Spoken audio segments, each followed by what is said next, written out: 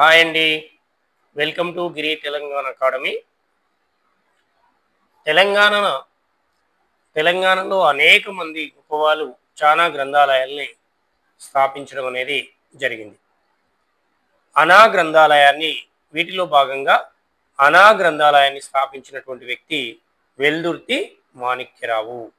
అనా గ్రంథాలయాన్ని స్థాపించింది ఎవరు? వెల్దుర్తి మాణిక్యరావు.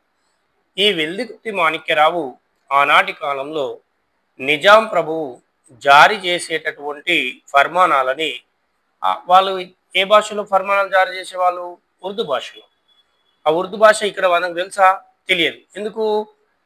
ఇక్కడ ఉన్నటువంటి ప్రజలు హిందీ కానీ, కన్నడ కానీ, మరాఠా కానీ మాట్లాడేటటువంటి ప్రజలు. అతను ఉర్దూ భాషలో జారీ చేసేటటువంటి ఫర్మానాలని తెలుగులోకి తర్జుమా చేసేటటువంటి వ్యక్తి ఎవరు ఆనాటి కాలంలో అంటే వెల్దుర్తి మాణిక్యరావు. ఇతను స్థాపించిందే అనా గ్రంథాలయం. ఈ అనా గ్రంథాలయ స్థాపనలో వెల్దుర్తి మాణిక్యరావుకి సహకరించినటువంటి వ్యక్తి ఎవరంటే కేసీ గుప్తా. ఇది మనకి ఇంపార్టెంట్. ఈ అనా గ్రంథాలయ స్థాపనలో వెల్దుర్తి మాణిక్యరావుకి సహకరించిన వ్యక్తి ఎవరు? కేసీ గుప్తా. ఈ వెల్దుర్తి మాణిక్యరావు 2 పుస్తకాలు రాశాడు. ఒకటి మాణిక్య వీణ. ఏంటిదది? మాణిక్య వీణ. మరొక బుక్ని రాయడం జరిగింది రైతు పుస్తకం. మాణిక్య వీణ, రైతు పుస్తకం.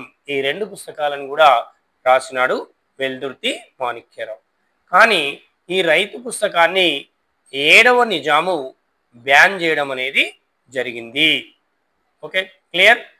రైతు గ్రంథాలయాన్ని ఎవరు స్థాపించారు అన్నప్పుడేమో రావి నారాయణ రెడ్డిని చెప్పాలి. రైతు పుస్తకాన్ని ఎవరు రాసిరు అన్నప్పుడు వెల్దుర్తి మాణిక్యరావు.